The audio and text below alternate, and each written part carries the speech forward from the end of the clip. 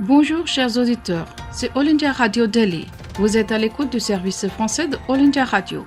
Voici maintenant les informations présentées par Savita Piplani Taneja. Tout d'abord, les grands titres.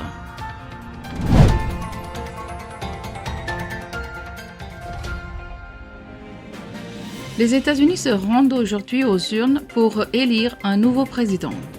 Air India va exploiter 4 autres vols dans le cadre de la mission Vande Bharat entre l'Inde et la Chine. Le taux de récupération de la COVID-19 dans le pays atteint près de 92%. 16 morts après le passage de typhon Goni aux Philippines. Une énorme chasse à l'homme en cours après que les hommes armés aient ouvert le feu à plusieurs endroits dans le centre de Vienne. Des hommes armés tuent 19 personnes, dont les étudiants, lors d'une attaque contre l'université de Kaboul. Le navire indien Airawat atteint Port-Soudan dans le cadre de la mission Sagar 2. Le chef des forces de défense du Kenya interagit avec le général en chef de l'armée Manoj Narawane. Le ministre de l'Intérieur du Bangladesh a déclaré que des vandales ont été arrêtés et une action sévère est prise contre des personnes qui ont incendié des maisons hindoues à Comilla. Le secrétaire d'État américain condamne l'arrestation de 8 politiciens pan-démocratiques à Hong Kong.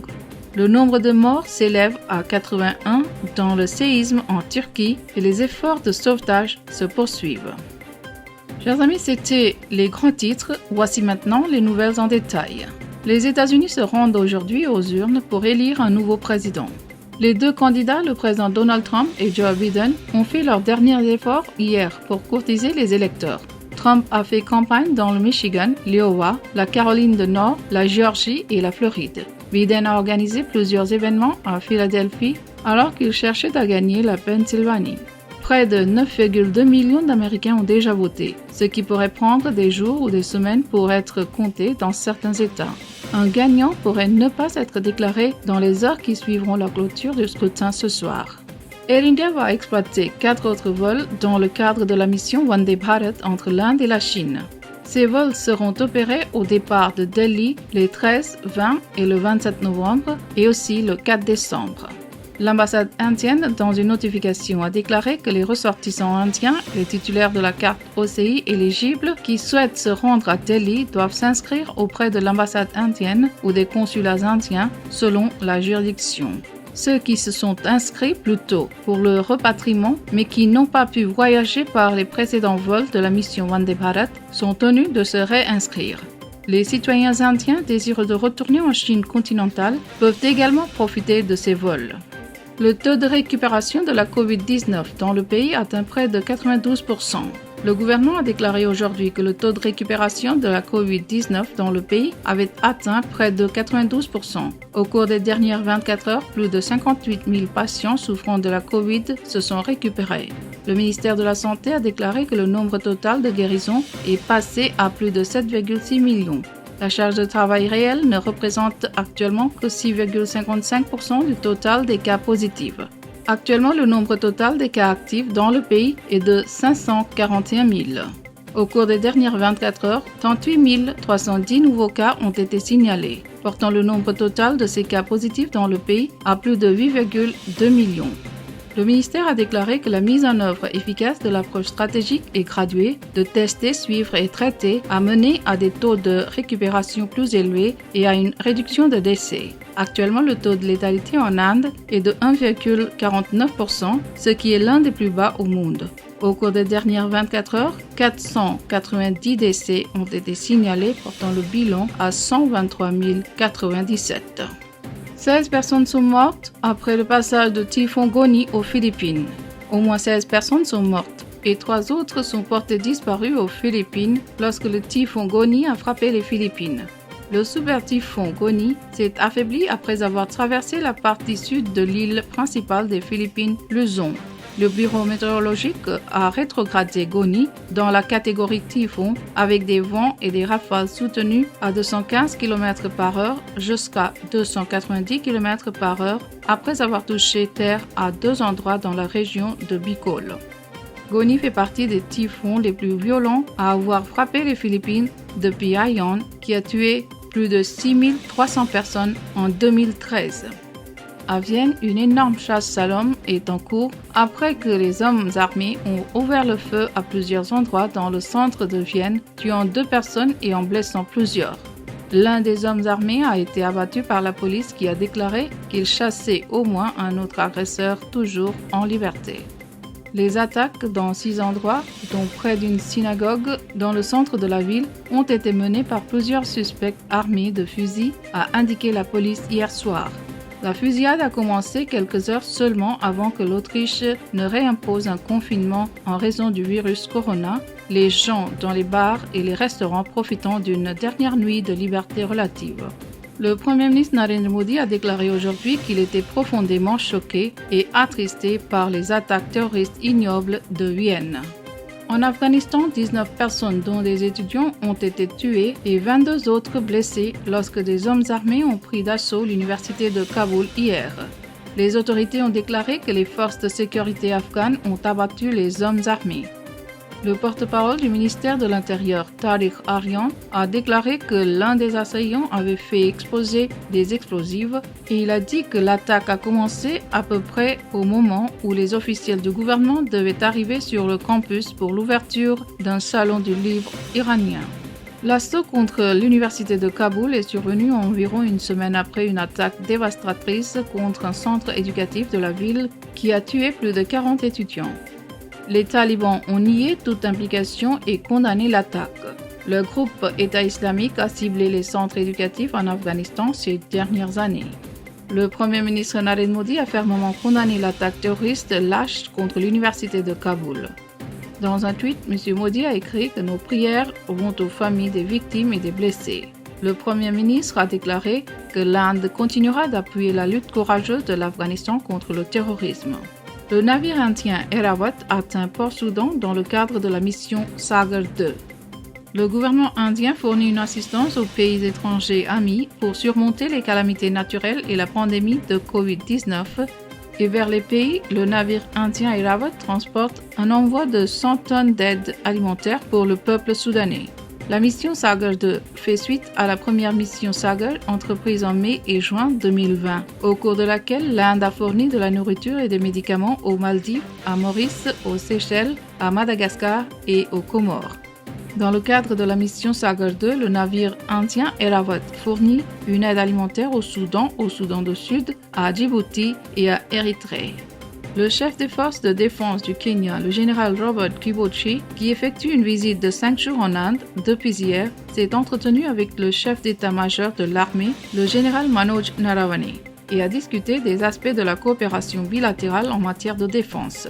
Le général Robert Kibochi s'est rendu en Inde à l'invitation du ministère de la Défense. Au cours de sa visite, il doit rencontrer le ministre de la Défense, le conseiller à la sécurité nationale, les chefs de service et les hauts fonctionnaires du ministère des Affaires extérieures à New Delhi.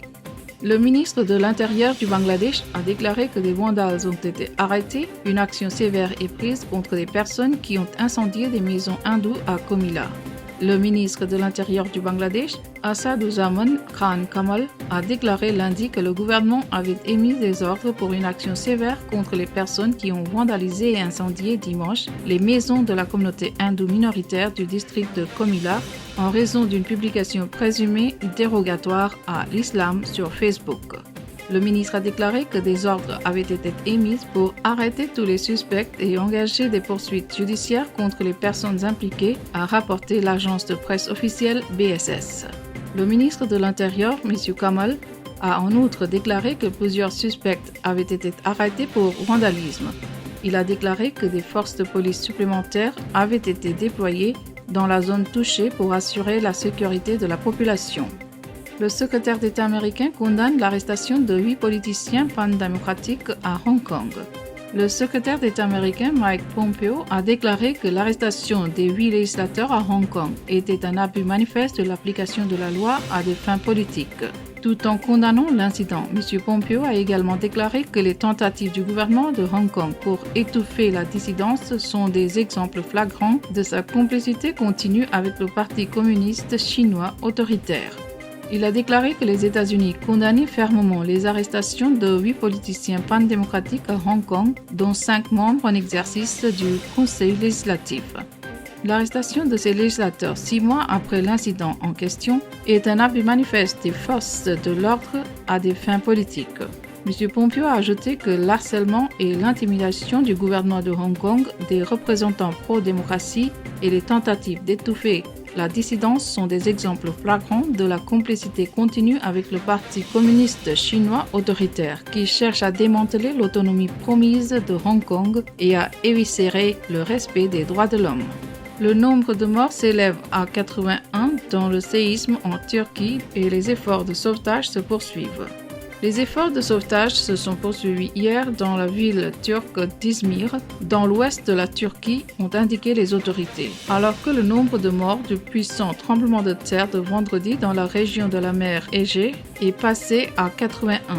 Les autorités turques ont déclaré que 79 personnes ont été tuées, toutes à Izmir, tandis que 2 adolescents sont morts sur l'île grecque de Samos.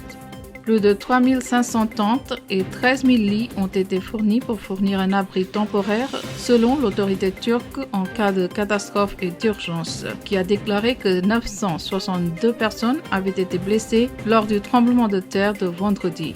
Plus de 740 victimes sont à ce jour sorties des hôpitaux, a indiqué l'autorité turque. Chers amis, c'était notre bulletin d'information présenté par Savita Piplani Taneja. Vous êtes à l'écoute du service français. Restez à notre écoute, nous allons maintenant écouter le commentaire d'actualité.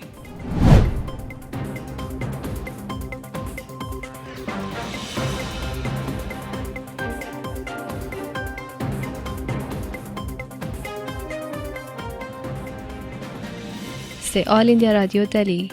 Vous êtes à l'écoute du service français de All India Radio. Voici maintenant le commentaire sur un sujet d'actualité. Le commentaire d'aujourd'hui porte sur la réunion de la Commission conjointe Inde-Mexique. Octavio Paz, célèbre écrivain mexicain et lauréat du prix Nobel, a écrit dans son livre In Light of India sur les similitudes et les différences entre l'Inde et le Mexique et les caractéristiques spécifiques qui unissent et séparent les deux pays. Paz, qui a été ambassadeur du Mexique en Inde dans les années 60, déclare « Les Indiens sont très conscients de leurs différences par rapport aux autres. C'est une attitude partagée par les Mexicains. » Il ajoute « Je peux comprendre ce que signifie être Indien parce que je suis Mexicain. » Il était l'un des rares intellectuels occidentaux à avoir compris l'Inde, sa culture et son éthique, et il est devenu, en quelque sorte, l'ambassadeur de l'Inde en Occident. Cette année, l'Inde et le Mexique célèbrent le 70e anniversaire de l'établissement de leurs liens, à l'heure où le regard des investisseurs et des décideurs politiques indiens se tourne vers l'Amérique latine. Il y a beaucoup de sens à faire des affaires avec le Mexique, le deuxième marché de la région.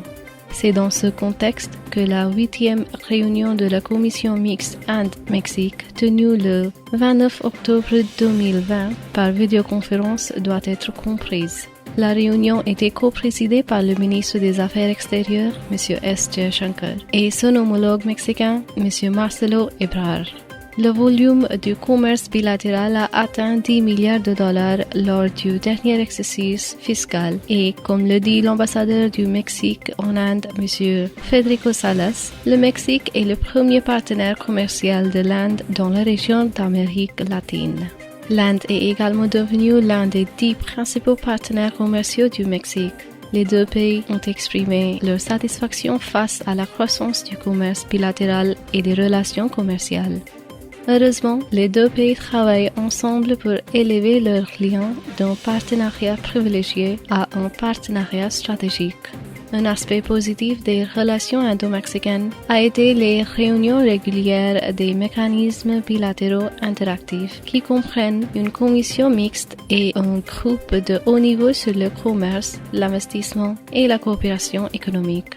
Ils ont signé plusieurs accords bilatéraux, notamment pour la promotion et la protection des investissements, la promotion de la double imposition, les services aériens et la coopération dans de nombreux autres secteurs. Le mois dernier, la 5e réunion du groupe bilatéral de haut niveau Inde-Mexique sur le commerce, l'investissement et la coopération a également eu lieu, co-présidée par le secrétaire au commerce Anup Wadhawan et la vice-ministre mexicaine du commerce extérieur Luz Maria de la Mora. L'Inde et le Mexique sont les principaux partisans du multilatéralisme et ont travaillé ensemble à l'Organisation des Nations Unies et dans d'autres forums multilatéraux pour faire avancer leurs préoccupations communes. La réunion de la commission mixte a convenu de travailler ensemble au sein du Conseil de sécurité pour renforcer le multilatéralisme et rendre l'ONU plus représentatif et efficace.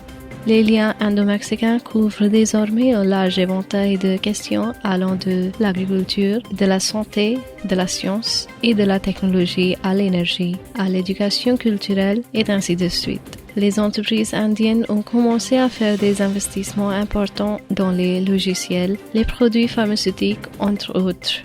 Des éditeurs de logiciels de premier plan tels que TCS, Infosys, Wipro, l'Institut national de la technologie informatique, HCL, Birlasoft, Aptech et des sociétés pharmaceutiques majeures comme Dr. Reddy's Laboratories, Sun Pharma, Torrent Pharmaceuticals ont créé des co-entreprises au Mexique. Les entreprises indiennes ont également investi dans la fabrication de pièces automobiles, de pneus, d'emballage et d'électricité. Tornel, une entreprise indienne, fabrique des pneus pour voitures et camions au Mexique. Bajaj Auto a une filiale au Mexique pour l'assemblage et la commercialisation des véhicules à 2 et 3 roues. Le groupe indien Samvardhan Motherson a investi à Puebla et à San Luis Potosí pour la fabrication de composants automobiles pour Audi et Volkswagen.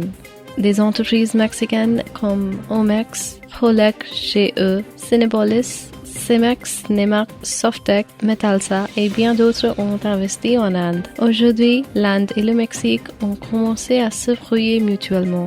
Si le Mexique veut plus du monde au Mexique et plus du Mexique dans le monde, l'Inde souhaite que son empreinte mondiale croissante trouve sa place dans les discussions politiques au Mexique et en Amérique latine. Ce sont les liens culturels, philosophiques et intellectuels profonds entre l'Inde et l'Amérique latine qui ont jeté les bases de liens fructueux et mutuellement avantageux entre l'Inde et l'Amérique latine. Un véritable ami est celui, dit Gabriel Garcia Marquez, qui tient votre main et touche votre cœur. Chers auditeurs, vous venez d'écouter le commentaire d'actualité rédigé en anglais par Ashnaran Roy, traduit et présenté par Soumya Taneja. Chers amis, c'est All India Radio Delhi. Nous venons maintenant à la fin de notre programme d'actualité. Merci.